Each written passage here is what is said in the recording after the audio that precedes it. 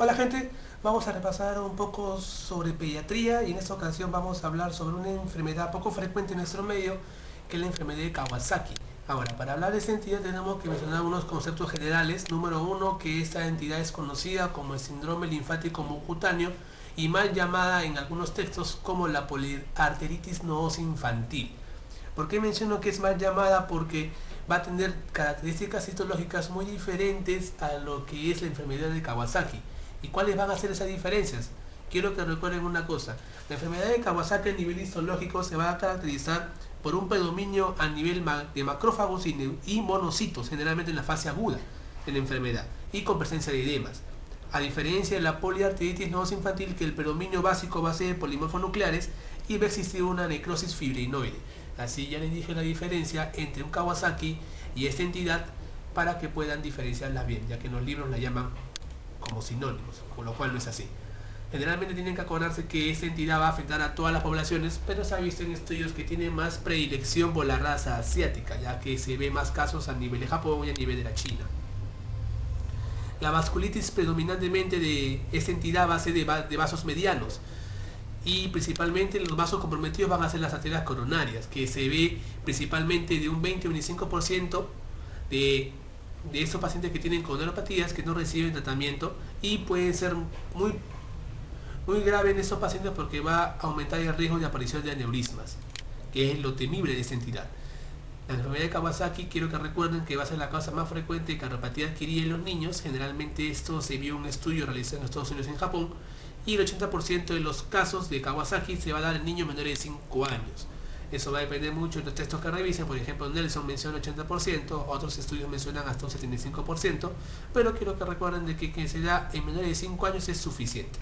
Generalmente el diagnóstico de estos pacientes, aunque no se sabe la causa, se realiza en mayor frecuencia en los tiempos de invierno y primavera. No se sabe por qué en estos tiempos son los que se enferman más los niños, pero se ha visto esa particularidad. Con respecto a la etiología de la enfermedad de Kawasaki, quiero que recuerden que es una enfermedad de causa desconocida, por lo tanto no tiene tratamiento específico. Ese es el primer concepto que quiero que tengan. Kawasaki, etiología desconocida, por lo tanto tratamiento inespecífico.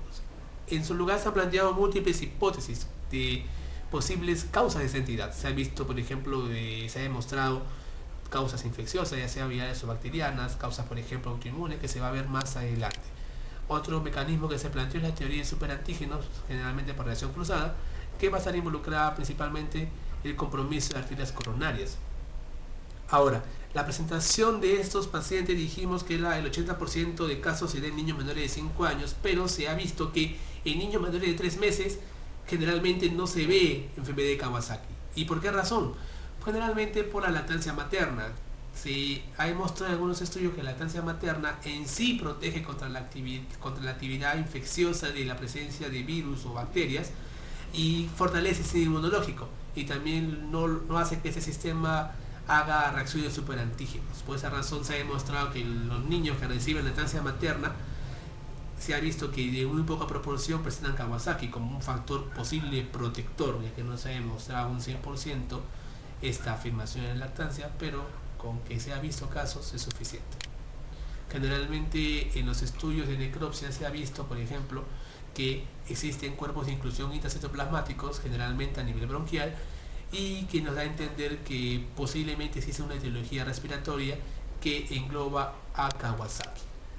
La vasculitis generalmente, como toda vasculitis en sí, es desencadenada por un proceso ambiental o por predisposición genética, y esto sumado a lo anterior con probable hipótesis infecciosa, ya sea viral o bacteriana, nos dan a entender que la enfermedad de Kawasaki es una enfermedad de causa desconocida y probable etiología multifactorial.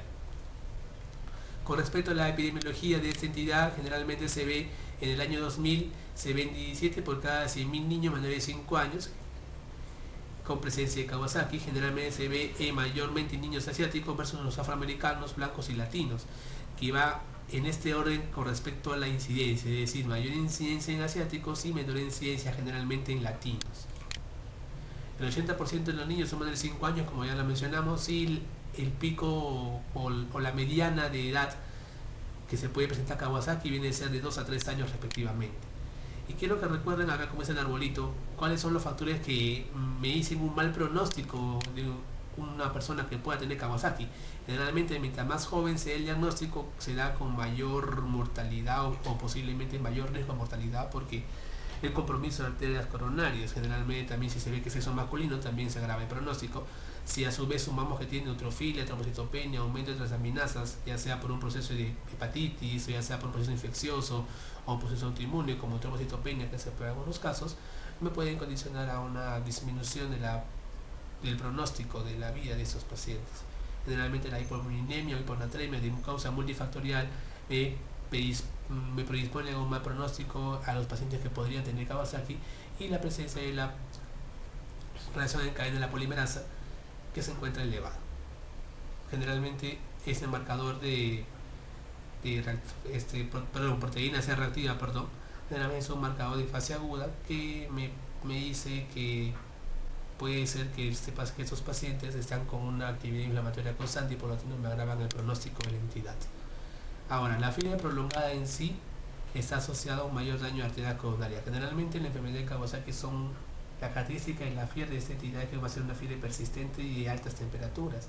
Y en algunos casos se ve que desaparece a la semana, ya que siempre tiene que ser mayor de 5 días, pues desaparece a la semana, hasta las 2 semanas, pero si se ve que pasa más de 4 semanas, generalmente se asocia a un mayor daño arterial coronaria y por lo tanto a un peor pronóstico.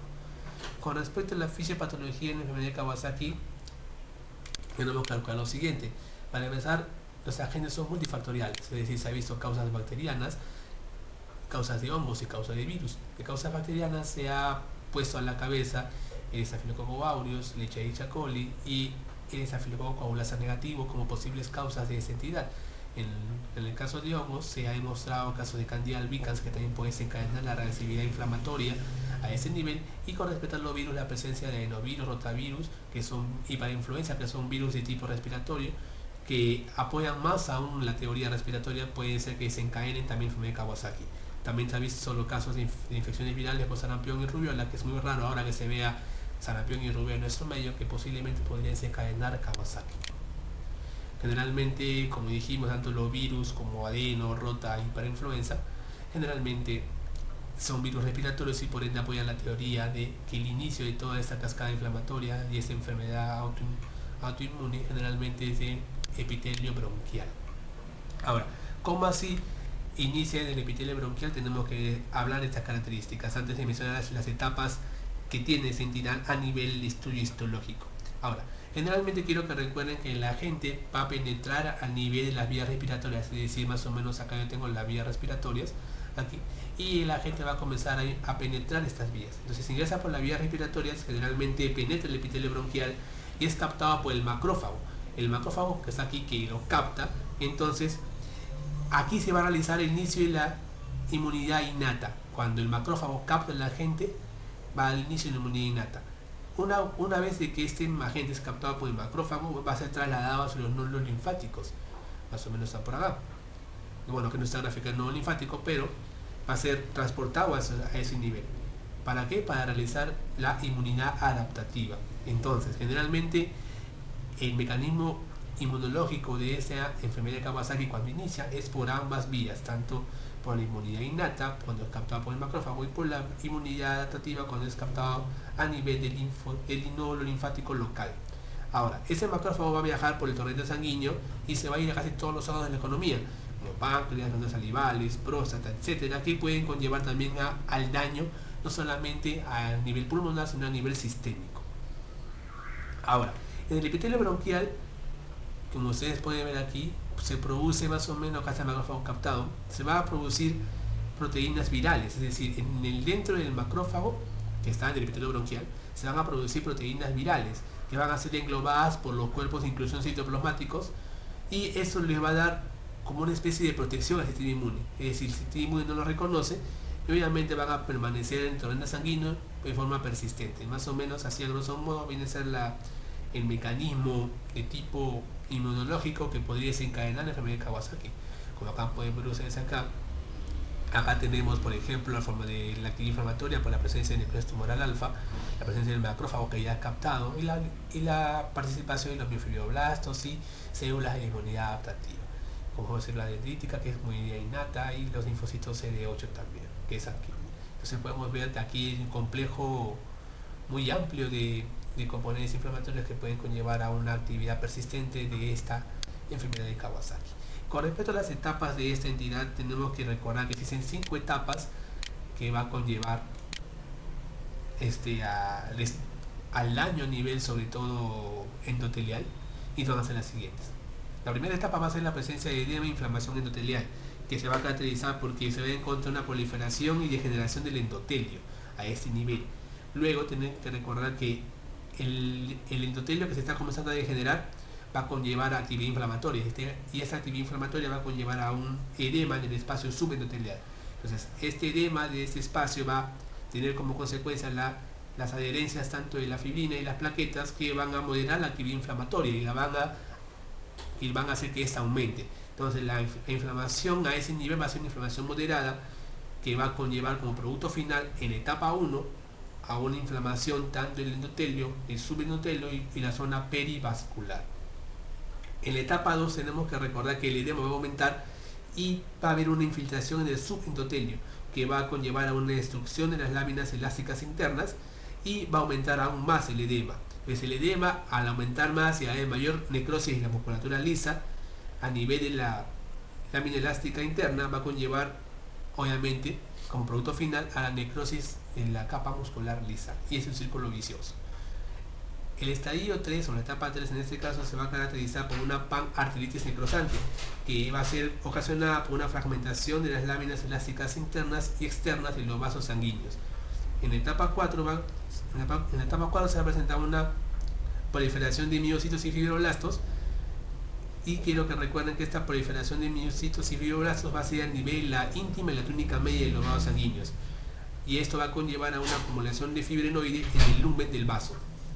En la etapa 5 se va a caracterizar básicamente por la formación de fibrosis en la íntima, y aquí es donde ya no hay marcha atrás. ¿Por qué? Porque al realizar la fibrosis en la íntima y conlleva a una actividad inflamatoria constante, se va a llevar dos cosas. Número 1, la fibrosis en la íntima, y número 2, se va a dañar la adventicia, y en la adventicia va a haber proliferación de fibras elásticas y colágenas que van a ocasionar un engrosamiento de la pared arterial, y al engrosarse la pared arterial también va a disminuir su lumen, por lo tanto va a llegar menor riego sanguíneo a ese nivel.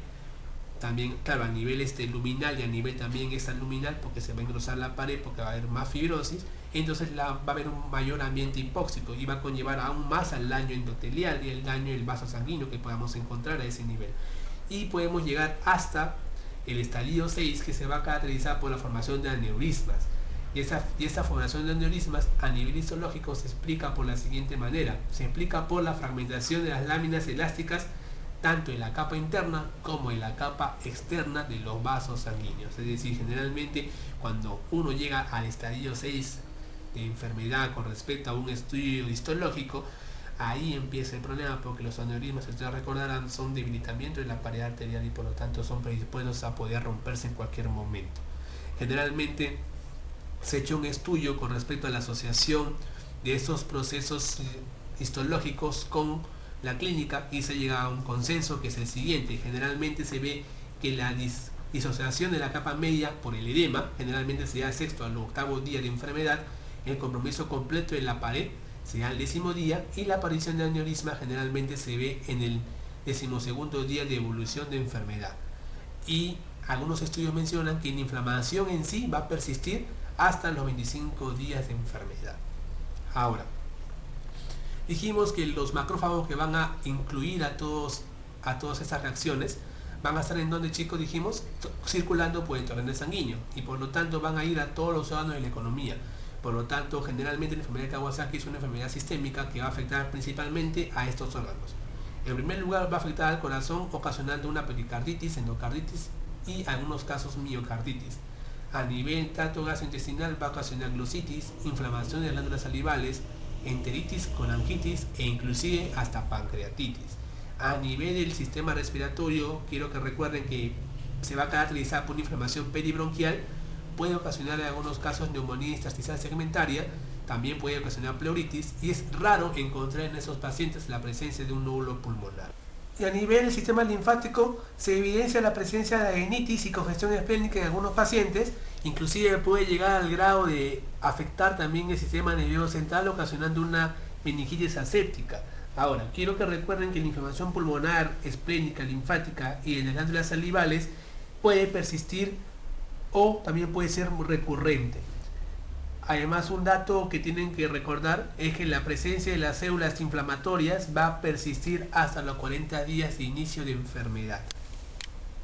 Ahora, con respecto a las manifestaciones clínicas de la enfermedad de Kawasaki, tenemos que recordar las siguientes. Aquí tenemos un esquema, generalmente acá podemos ver a un niño que dijimos hace unos momentos que la mayor incidencia era de raza asiática y podemos ver a ese niñito aquí. Ahora, para mencionar la clínica de la enfermedad de Kawasaki tenemos que mencionar las siguientes cosas. Número 1, la presencia de fiebre. En sí la fiebre es importantísimo para poder catalogar como Kawasaki. ¿Por qué? Porque va a ser una fiebre usualmente alta, generalmente de 39 a 40 grados Celsius. No va a remitir ni va a responder a antibióticos y algunos textos mencionan que es resistente hasta los antipiréticos. Generalmente tenemos que usar antipiréticos a dosis altas para poder bajar la fiebre. Y tiene que tener un mínimo de duración de 5 días y algunos textos mencionan que dicha fiebre puede durar hasta 3 o 4 semanas. La duración sin tratamiento de la fiebre va a ser de 1 a 2 semanas y puede persistir hasta 4 semanas. Ahora, el otro parámetro que tenemos que evaluar aquí es la afección ocular, que se va a caracterizar por una conjuntivitis. Esta conjuntivitis que la va a diferenciar de otras causas, por ejemplo infecciosas, por ejemplo, se va a dar generalmente a nivel de la conjuntiva vulvar y rara vez en la conjuntiva palpebral. Segundo, la conjuntivitis de Kawasaki no bota exudado, no presenta fotofobia y es indolora, que es importante recordar esto porque podemos usarlo como diagnóstico diferencial. La intensidad de esta conjuntivitis puede ser variable y se da generalmente en las fases agudas de la enfermedad. El tercer parámetro que tenemos que evaluar es la presencia de exantema pleomórfico, que va a tener múltiples formas. Generalmente puede ser máculo papilar, similar a un sarampión, puede simular un eritema multiforme, una escarlatina, y en el lactante tenemos que hacer principalmente el diagnóstico diferencial con el eritema de pañal. Ahora, ¿cómo lo diferencio? Generalmente el eritema de pañal, nosotros recordamos, es principalmente ocasionado por la presencia de cándida y va a respetar la zona de pliegues. En cambio, el eritema en el paciente con Kawasaki va a aparecer dicho eritema con la aparición brusca y de fiebre. Acá podemos observar aquí la presencia de un niñito con el eritema, que en este caso es un exantema pleomórfico. Aquí podemos observar acá la presencia del eritema de pañal, que principalmente es ocasionado, dijimos, por cándida y va a respetar los pliegues generalmente. Acá no se ve muy bien, pero los pliegues los respetan. Luego tenemos a nivel de compromiso de cavidad oral, que podemos encontrar aquí, por ejemplo, la mucosa seca, labios requebradizos, labios rojos, secos y agrietados, a veces consagrado. Generalmente a nivel de la mucosa faríngea podemos encontrar presencia de enantemas que se va a caracterizar porque no van a botar exudado ni van a tener lesiones agregadas o adyacentes. Generalmente también podemos observar aquí la presencia de lengua frambuesada o lengua en fresa, algunos textos lo mencionan, que se va a caracterizar por una lengua totalmente roja con la presencia muy notoria de las papilas, o sea, una lengua roja e hiperpapilada. Luego tenemos que ver el compromiso a nivel de extremidades, que se va a caracterizar por la presencia de un eritema en manos y en pies, que la particularidad es que va a ser un eritema no parchado, como acá ustedes lo pueden ver aquí. Es un eritema completamente a nivel de los miembros inferiores, ya que en la mano, y no va a presentar partes. Generalmente también podemos ver un edema indurado. Aquí podemos observar acá aumento de volumen a ese nivel. Y en los casos de la fase subaguda podemos encontrar aquí la descamación subunguial, que en la mayoría de textos mencionan que la presencia de dichas escamaciones me pueden dar una idea que existe una lesión coronaria ya establecida. A nivel de miembros inferiores también se va a presentar lo mismo. Ahora, aquí podemos observar lo siguiente. Los pacientes con Kawasaki van a presentar adenopatías, que generalmente es el signo menos frecuente de esta entidad, y si hay esta adenopatía generalmente va a ser única y generalmente cervical. Va a medir más de 1.5 centímetros y la particularidad es que esta entidad, o sea, esta adenopatía nunca va a supurar y desaparece espontáneamente. Con respecto a las fases de la enfermedad de Kawasaki tenemos que aclarar, son tres. una fase aguda, una subaguda y una fase de convalecencia. La fase aguda generalmente dura de hasta 2 semanas y se va a caracterizar por la presencia de fiebre, inyección conjuntival, lesiones orofaringeas, enantemas, etc. También se va a caracterizar por la presencia de enopatía, si es que existe, dijimos que era un signo frecuente, y también la presencia de edema indurado y exantema. Ahora, en esta fase aguda podemos encontrar un compromiso sistémico que gracias a Dios se da en la minoría de los pacientes. Este compromiso sistémico va a catalogarse por 3 compromisos principales. Podemos encontrar aquí meningitis aséptica, podemos encontrar diarreas y podemos encontrar hasta hepatitis. En la fase subaguda vemos acá que la fiebre desaparece, también desaparece el exantema y también la enopatía si existe. Pero lo que sí va a permanecer en esa fase subaguda es la inyección conjuntival. Generalmente también va a permanecer también la descamación a nivel perineal, y en esa fase subaguda tenemos que estar muy alertas porque se da la mayor incidencia de infartos en los niños y también puede dar el inicio de los aneurismas coronarios. A nivel de laboratorio, esta fase subaguda se va a caracterizar por la presencia de trombocitosis, que puede conllevar un grado de hiperagregabilidad plaquetaria y posiblemente mayor riesgo de padecer infarto agudo de miocardio. Con respecto a la fase de convalecencia, la clínica desaparece, es decir, no hay descamaciones, conjuntivitis, no hay nada de eso. La velocidad de segregación globular se va a normalizar en la fase de convalecencia y va a permanecer aumentada en la fase aguda con mayor importancia y en la fase subaguda también. Pero se ha visto en algunos casos que los aneurismas no remiten.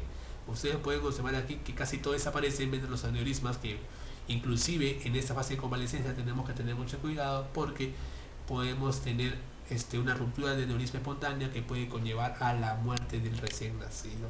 En este caso a la muerte del niñito, en este caso, ya que dijimos que los recién nacidos eran casi infrecuentes que presenten Kawasaki. Ahora, acá tenemos unos criterios diagnósticos sacados por esta fuente que viene a ser básicamente que la fiebre se da en el 100% de todos los pacientes y generalmente la enopatía es un signo muy infrecuente de esa enfermedad de Kawasaki. Entonces un niño generalmente con una fiebre que dure más de 5 días, que presente una conjuntivitis no dolorosa y obviamente un exantema, podemos pensar en presencia de Kawasaki. Generalmente la lesión conjuntival es bilateral, no supurativa, como lo mencionamos. El exantema es polimorfo, que no presenta cosas ni vesículas, ya que eso nos hace pensar en varicela. Generalmente la alteración en los labios y la mucosa oral, labios secos, como dijimos, lengua frambuesada o lengua en fresa. Y en las extremidades, generalmente en estadios iniciales, el sistema palmoplantar, edema indurado, y en estado de convalecencia dijimos que desaparece la clínica, que se va a evidenciar con la descamación de los pulpejos de los dedos. El diagnóstico de esta entidad de Kawasaki se requiere sí o sí la presencia de fiebre y 4 de los 5 criterios ya mencionados aquí. Otro cuadro en el cual que me menciona los principales criterios diagnósticos para esta entidad, dijimos que era la presencia de fiebre más 4 de los 5 ya mencionados. Ahora, acá hay un hincapié en presencia de fiebre más de 4, lo mismo que acá dijimos, pero si el paciente presenta 4 criterios principales se puede diagnosticar Kawasaki, pero con demostración ecocardiográfica de aneurisma coronario. Es decir, pongamos un ejemplo, pongamos que el paciente dijimos que era necesario, ¿qué cosa? Dijimos que era necesaria la presencia de fiebre, sí o sí, pero presenta 4 signos aquí de enfermedad de Kawasaki, no presenta los 5 como pide la literatura. Entonces tenemos que sacar una ecocardiografía para poder evidenciar la anomalía a nivel coronario, seguido de una angiografía. Ahora, generalmente los hallazgos atípicos de enfermedad de Kawasaki dijimos era la presencia de meningitis aséptica como compromiso neurológico. A nivel renal podemos encontrar proteinuria, piuria, inclusive hasta falla renal. A nivel musculoesquelético podemos encontrar gangrena, artritis. Pulmonar, dijimos, podemos encontrar infiltrado pulmonar. Raro era encontrar un nódulo pulmonar, podemos encontrar pleuritis con derrame pleural. A nivel gastrointestinal podemos ver que aquí la pancreatitis es un signo muy alejado, pero si se encuentra agrava el pronóstico hasta una obstrucción intestinal. A nivel genital podemos encontrar tanto uretritis, piel estéril, y a nivel oftalmológico uveitis anterior. Generalmente estos hallazgos atípicos no se ven en todos los pacientes, pero cuando aparecen agravan más el pronóstico. Otra vez para repasar, presencia de fiebre de todas maneras con los 4 o 5 criterios ya mencionados. Y lo mismo que dijimos hace un segundo, que generalmente los pacientes con fiebre menos de 5 días, ahora sí, de duración, y con menos de 4 criterios principales, Como diagnóstico Kawasaki tenemos que evidenciar las anomalías en arterias coronarias mediante angiografía o eco bidimensional. Entonces, este postulado es extraído de Nelson, que menciona que ante un niño que tenga una fiebre con duración de menos de 5 días y con menos de los 4 criterios diagnósticos, aparte de la fiebre que me pueden diagnosticar Kawasaki, tenemos que obligatoriamente sacar una angiografía para poder realizar el estudio correcto de arterias coronarias. Ahora, generalmente se ve algunas características de esta entidad con respecto a compromisos sistémicos. Podemos encontrar aquí que la meningitis séptica es la complicación más temida de esta entidad porque pues, se presenta en el 90% de los pacientes. Y lo más raro es encontrar ictericia y hidropesia vesicular. Ahora, las coronariopatías, a pesar que estén en un 20% y no nos llame mucho la atención con respecto a su frecuencia, generalmente la presencia de esta entidad es un poquito dudosa, pero al mismo tiempo es peligrosa porque es silente, su comportamiento es silente. Así que uno no sabe con exactitud cuándo es que va a presentar una coronariopatía. Por eso que siempre tenemos que estar con estudios de angiografía coronaria para poder dar un seguimiento a ese paciente para descartar dicho problema. Generalmente vemos que el compromiso articular se da en un 30% y las artralgias en un 50% de los casos no tratados, ojo. Y es más frecuente el compromiso articular en las niñas sobre todo, y de presentación tardía. Ahora, con respecto a la patología en sí, siempre recordar que la patología cardíaca, es decir, miocarditis, pericarditis, endocarditis o el compromiso coronario, viene a ser la manifestación clínica más importante de Kawasaki. Es decir, siempre tenemos que preocuparnos por la patología cardíaca. Con respecto a la miocarditis, se da la mayoría de los pacientes con Kawasaki, que se va a caracterizar por una taquicardia desproporcionada con respecto a la fiebre. Es decir, nosotros podemos pensar que porque tenga altas temperaturas de fiebre va a presentar una alta taquicardia. En estos casos, por la presencia de miocarditis, la taquicardia no va a ser tan evidente. Los aneurismas coronarios se ve en el 25% de pacientes no tratados en la segunda o tercera semana de enfermedad, y el tamaño generalmente mayor a 8 milímetros nos sugiere un gran riesgo de ruptura y trombosis y sobre todo infarto agudo de miocardio. Ahora, generalmente tenemos que mencionar aquí que existen dos Kawasakis, valga esta aclaración. Existe un Kawasaki completo y Kawasaki incompleto. Las formas incompletas de Kawasaki se definen así: generalmente la presencia de fiebre de al menos 5 días más 2 de los 3 criterios que vamos a mencionar ahora: la presencia de proteína C reactiva mayor de 30 o BCG mayor de 40, más 3 criterios de laboratorio como albúmina menor de 3, anemia para la edad del niño, elevación de las enzimas hepáticas, una trombosis marcada con plaquetas más de 450.000 por 7 días, una leucocitosis mayor o igual a 15.000 y orina generalmente presencia de leucocitos más de 10 por campo. Entonces siempre apoyémonos para descartar formas incompletas de Kawasaki, apoyándonos en la presencia de fiebre, que de todas maneras va con la presencia de los reactantes de fase aguda con proteína C reactiva o BCG, y buscar albúmina, buscar plaquetas, leucocitos y excedimento urinario respectivamente.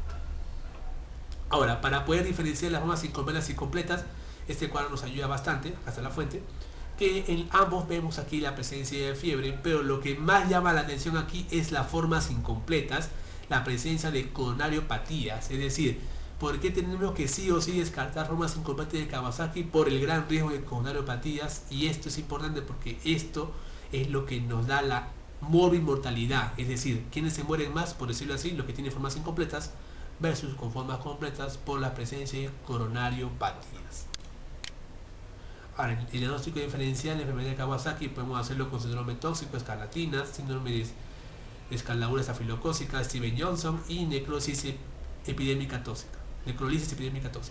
O sea, aquí podemos observar aquí que la presencia de fiebre generalmente va a variar, a diferencia del síndrome tóxico, que va a ser más de 39, que se aparece a Kawasaki, pero tenemos que diferenciarlas a grosso modo. Por ejemplo, en Kawasaki no voy a encontrar síndrome de Nikolsky para nada, que sí lo voy a encontrar en Steven-Johnson, que sí lo pueden encontrar en el síndrome de escaladura estafilocócica y también en la necrolisis epidémica tóxica. También tenemos que recordar que el compromiso de labios va a ser solamente de Kawasaki y síndrome tóxico y de Steven-Johnson, por ejemplo, acá, ya que recordemos que la principal diferencia entre Steven-Johnson y la necrolisis epidémica tóxica va a ser el compromiso de mucosas. como para hacer un resumen de todo lo que hemos hablado, en Kawasaki tenemos que recordar lo siguiente. En cualquier caso se debe pensar en enfermedad de Kawasaki si un enfermo presenta exantema febril con importante afección del estado general, exantema generalizado con fiebre que no recuerda en ninguna otra enfermedad eruptiva, por ejemplo descarta sarampión, en este caso que ya es raro, descarta varicela, etcétera. Cualquier exantema que se modifique o varíe de aspectos durante su evolución, por eso se llama pleomórfico. Ante todo el tema de pañal intenso, febril y aparición brusca, hay que recordar siempre eso, ya que generalmente el tema de pañal por cándida no es brusco, es de una aparición más gradual.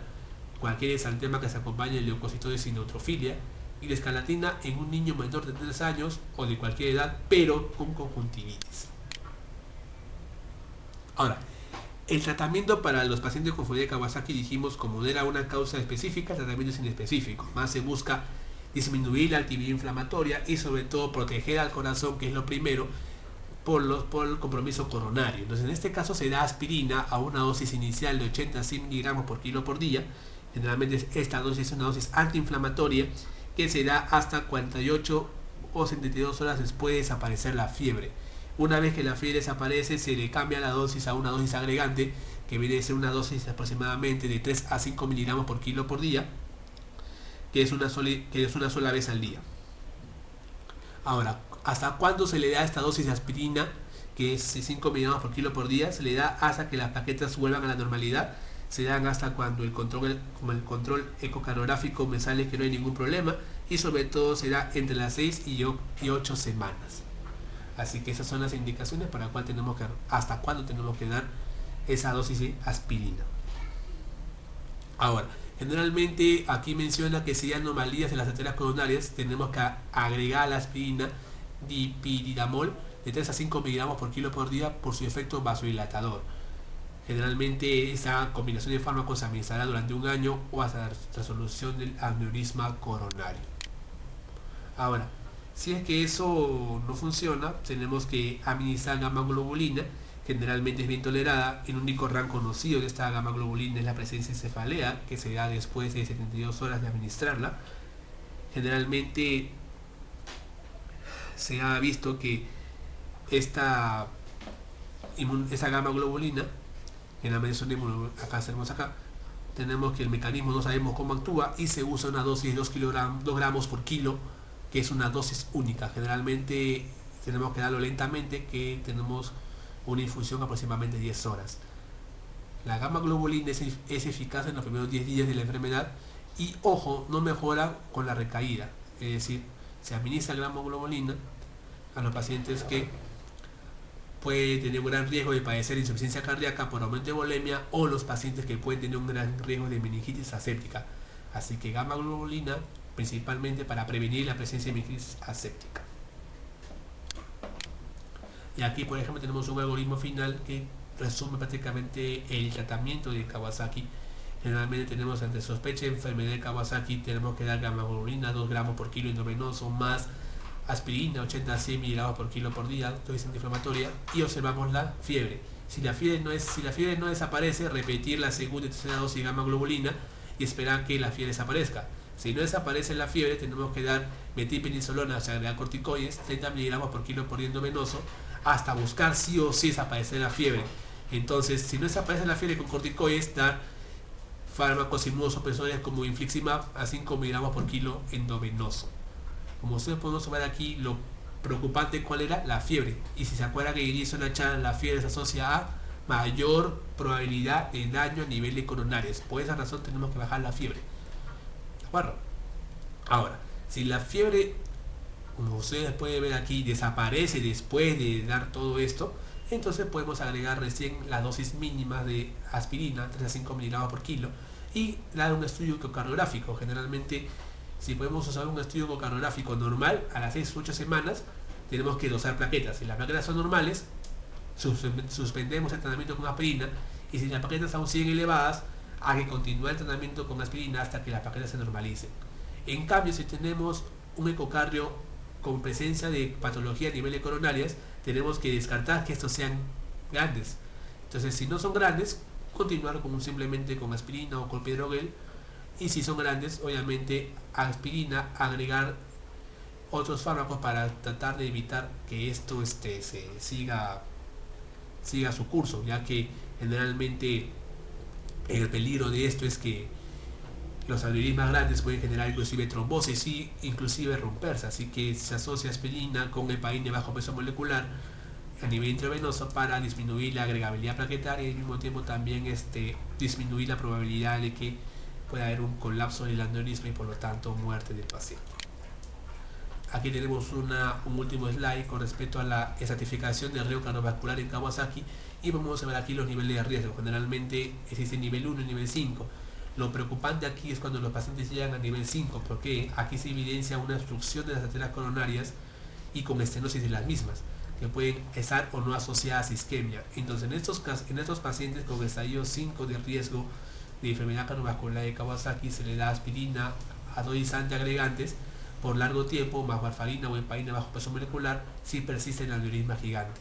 La actividad física en estos pacientes no es recomendada y generalmente tiene que ser supervisada previa prueba de estrés o hiperfunción miocárdica, es decir, no le puedes mandar a un paciente con estadio 5 a que haga deporte así nada más sin un estudio de corazón previo. Y el seguimiento de estos pacientes es importantísimo, se debe realizar un ecocardiograma bimanual más una ecocardiografía y pruebas de estrés anuales y perfusión miocárdica. ¿Para qué? Para poder evidenciar qué tan grande es este aneurisma y si el área está con isquemia o no. Entonces ese es con un estadio 5, en cambio con un estadio que no tiene patología a nivel coronarias, no se da ningún tratamiento por lo mínimo de 6 a 8 semanas, no se dice que no tome nada, solo se da seguimiento. La actividad física tampoco tenemos que restringirla por ese tiempo de lapso de espera para hacer un nuevo estudio y el seguimiento generalmente es por 5 años. Así que chicos, espero haberles ayudado en algo con respecto a la charla de Kawasaki y nos vemos en otra ocasión. Chau.